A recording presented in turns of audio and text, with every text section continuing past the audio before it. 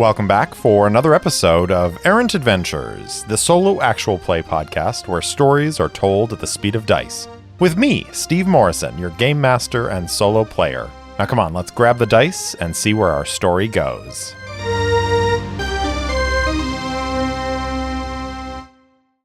Welcome back for Chapter 38 of Book 1, Meridian. Last time, Sejana and Mac subdued the two commandos on the Wolf's Bridge, though Mac is hurt badly. They seal the bridge and free the bound and gagged Ayati.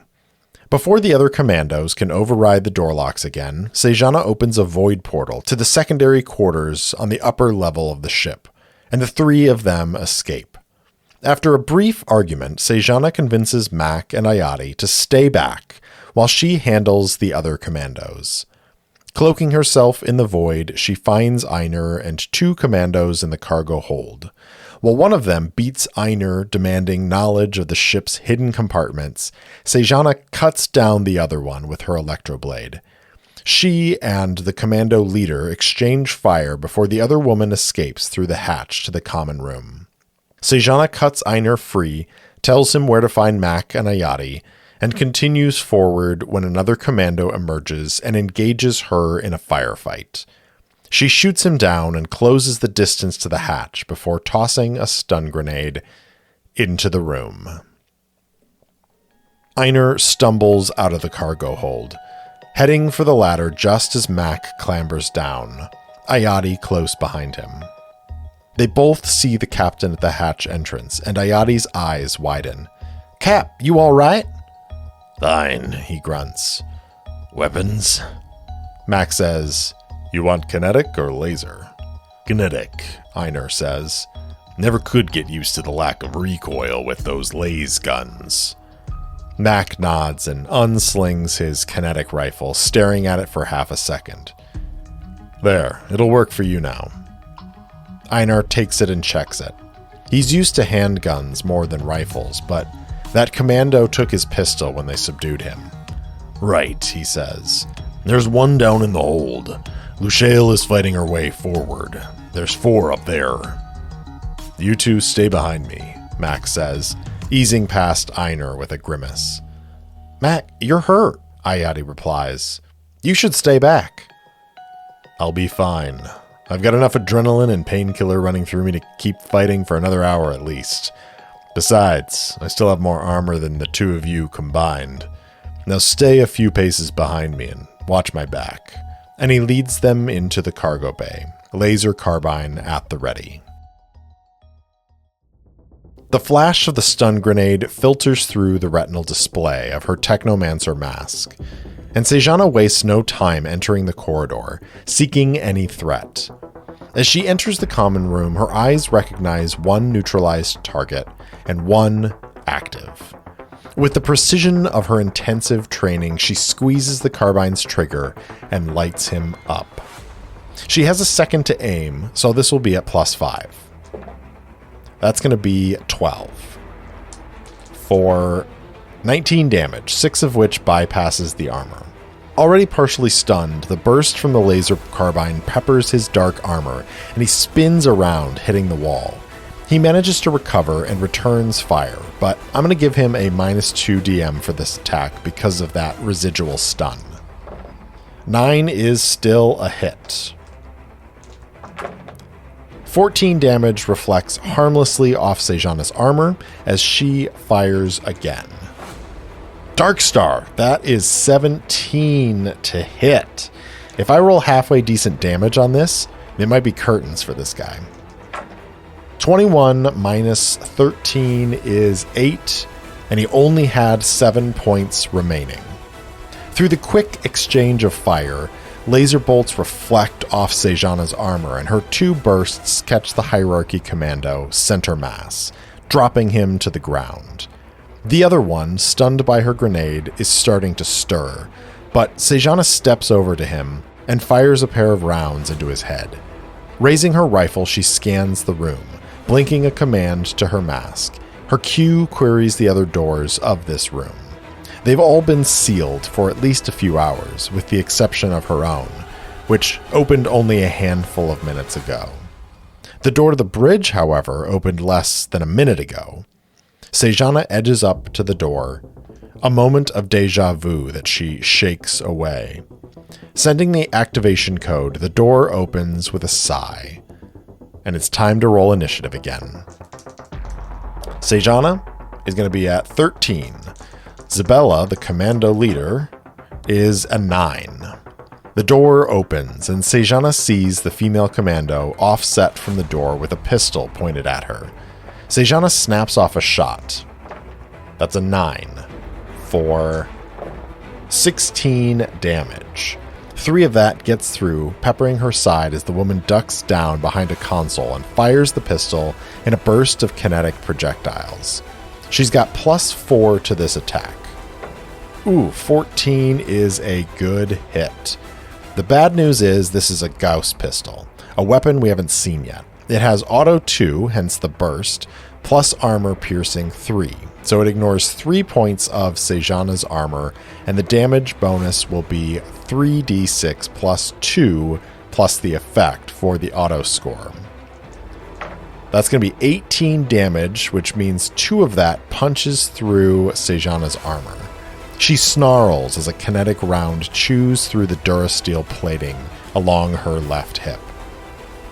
Ducking back into the hall, she takes another shot, using the wall as partial cover. The commando's also behind cover, so that's going to be a -2 to Sejana's shots for a cumulative +2. 9 is a hit, but that's not going to be much effect.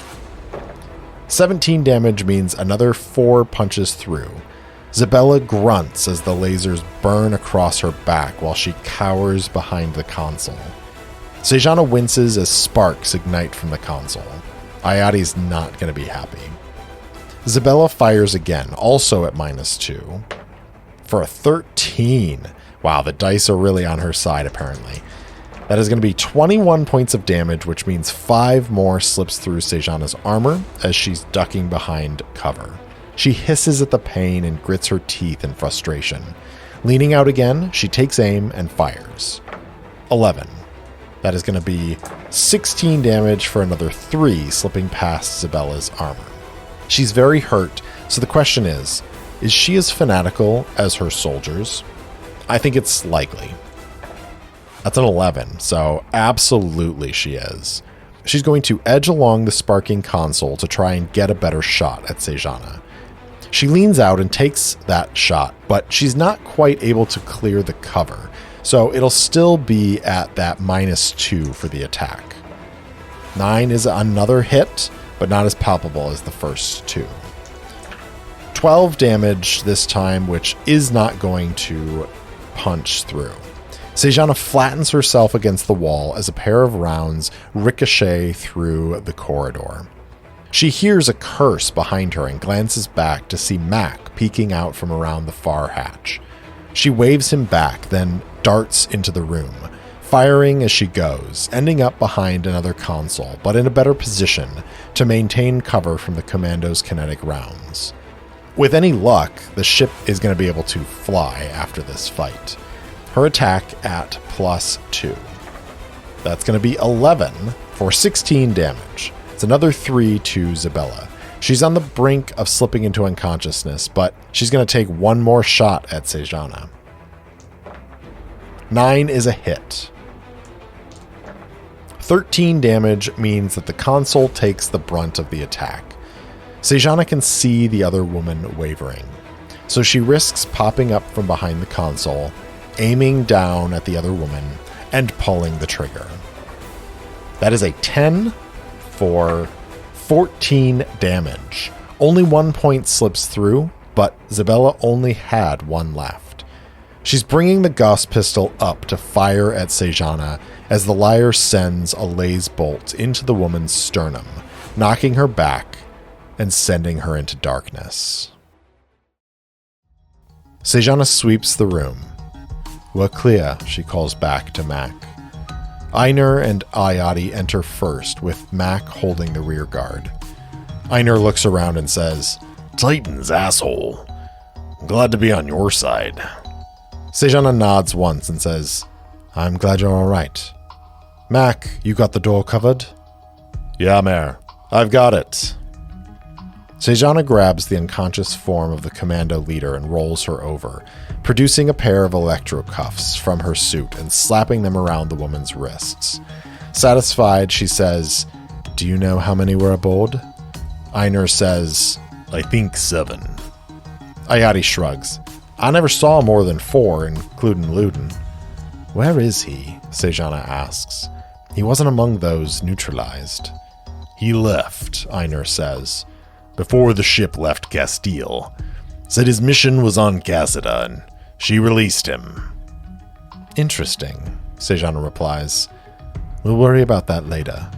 We've cleared 7 of them, so we should be secure, but I'm going to sweep the ship to make sure.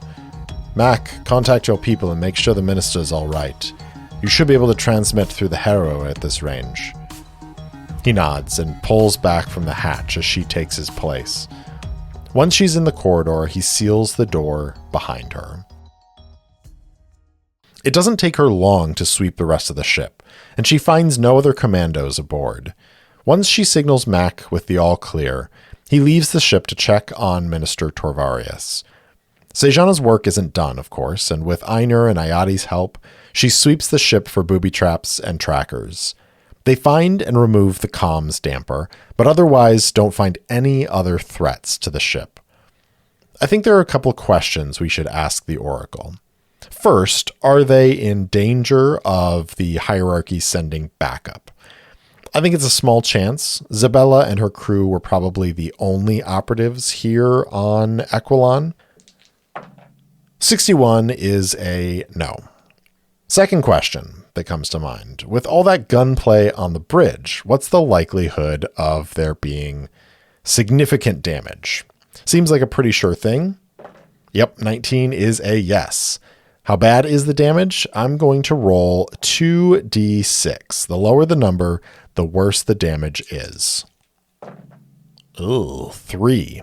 Yeah, that's really bad. Between the lasers and the kinetics, the ship's consoles are shot to hell. Can Einar and crew repair it themselves? I think it's probably unlikely. 16. Okay, they can. I think that's going to take a decent amount of time. So let's roll a d6 for the number of days that it's going to take to repair this. That is a 4. This probably means they can do enough work to get the ship flying, but it's going to need a pretty serious overhaul once they get back to Cassida. Not an encouraging concept. Last question. Does Mac and his team wait around for the Wolf's repair? They've already launched like they were heading out from Equilon, so returning now might look suspicious. It's possible someone might discover them out here, and that might lead to issues with local security, but their reason for going through with this plan remains. The minister's ship is known. The question is, did Zabella send word up her chain of command about the Wolf? I don't think so, because it strikes me that she's here on Equilon to do this job, like we said, and she had a plan to accomplish that job. There would be no reason for her to alert her superiors until the mission was complete. After all, how could a squad of hieromonks fail? I think Sejana and Mac might guess that about her, because I doubt she'll give up anything during interrogation. For now, let's answer the question of whether or not they'll continue forward with the plan. I think it's 50-50. Mac would argue that the danger has passed regarding the Wolf, but ships of the hierarchy are probably still out hunting for the minister's ship. The minister might be spooked and want to try a different route entirely. So here we go. Let's ask the Oracle. 85 is a no. The minister is concerned about the Wolf's safety and has changed his mind about going through with the plan, against the suggestion of his security chief. Well, that's unfortunate for a number of reasons, but mostly because Sejana signed a contract to ensure his safety to Cassida. That was originally in the context of transporting aboard the Wolf, but that's not spelled out anywhere in the contract itself. I think Sejana either has to convince Torvarius to stick with the plan and travel aboard the Wolf, or she's going to either have to break the contract or leave the Wolf until the contract is fulfilled. So let's dip back into the narrative and see how that conversation goes. Sejana leaves Einar and Ayati on the bridge, already deep in the guts of the consoles. Maybe there's something she can help with later, but in the meantime, she checks on the prisoners. 2 of the commandos plus their leader survived, and she's fashioned one of the spare rooms into a brig of sorts. They've been stripped of their armor and weapons and checked for subcutaneous transmitters or any other surprises. Bound and gagged, they look up at her when she enters with burning hate. She checks all their bonds, and once satisfied they remain secure, she leaves them to stew in their failure. As she's descending back down to the main hold, her cue chimes with a message from Mac. Glancing at it, she sighs and heads out the boarding ramp, across the field, and on to the other ship. Mac's waiting for her just inside the main hatch with a grim expression. She looks at him and says, "Good news, then." He shakes his head. "The minister is concerned the plan has been compromised, so has decided to stay aboard this ship instead, at least for now. I tried to talk him out of it, that we still had a good plan to work with, but he's not convinced." "I'll talk to him," she says. Mac grimaces. "I don't know if that's a good idea." Sejana studies him for a moment and says, "So did you just call me over here to tell me the situation?" "I don't know." He runs a hand over his head, then winces in pain as the bandages on his shoulder and chest twist. "I'll talk to him," she says. "If I can't convince him, then we'll have to come up with a new plan." His shoulders sag and he gestures to the corridor that leads to the minister's study.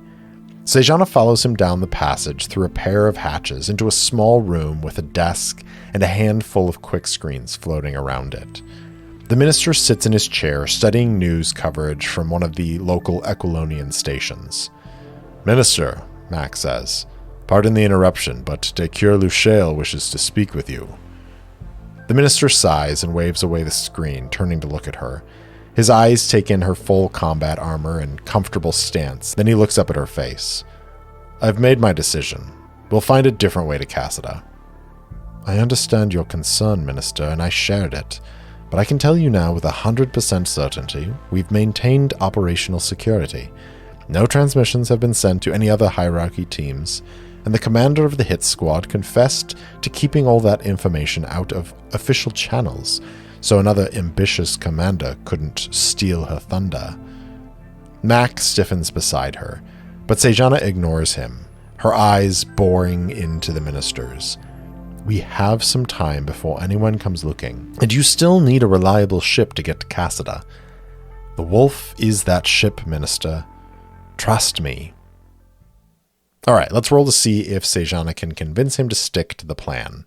I think he's fairly recalcitrant because of what happened and how close he came to falling into the hierarchy's hands.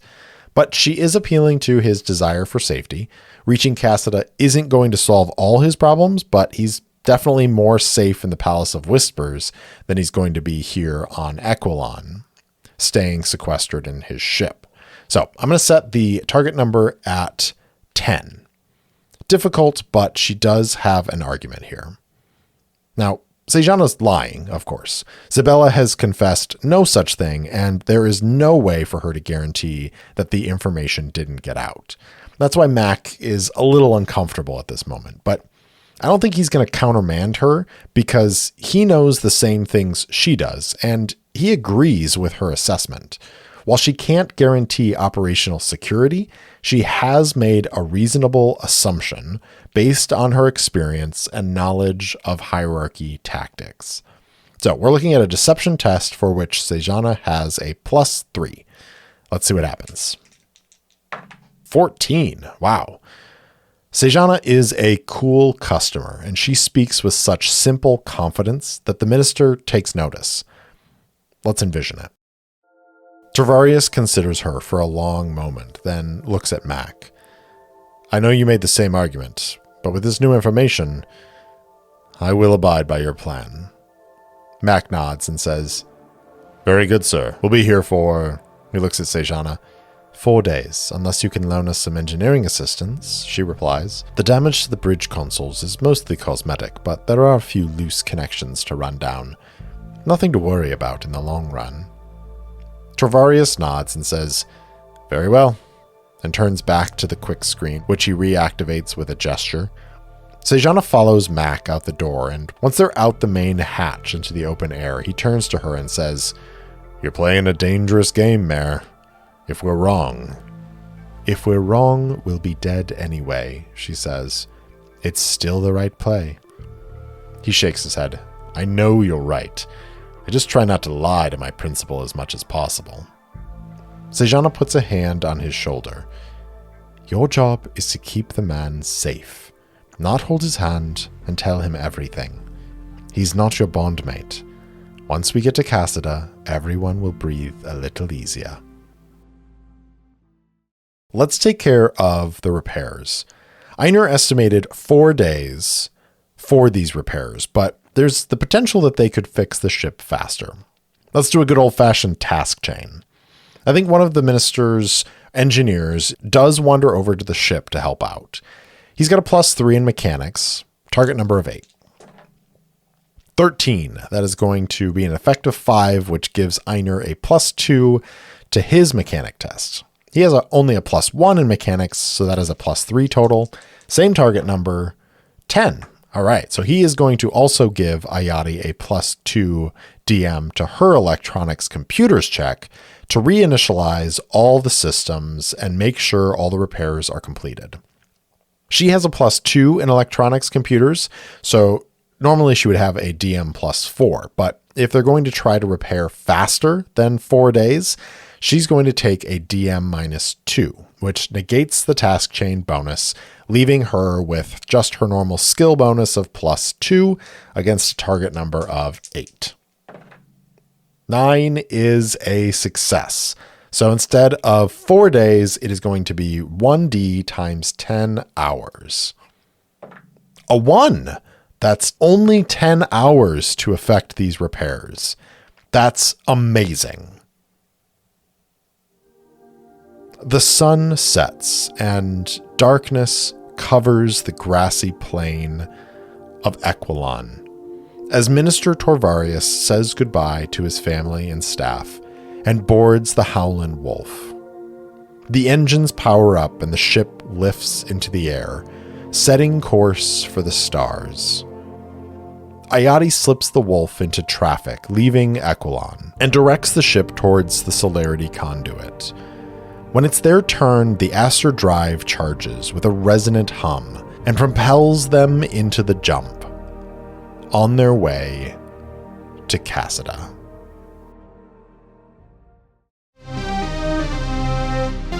Thanks for listening to Errant Adventures. If you enjoyed the show, please spread the word. And if you want to support the show directly, leave me a review or support me on Patreon at patreon.com/errantadventures. You can also buy me a coffee at ko-fi.com/errantadventures.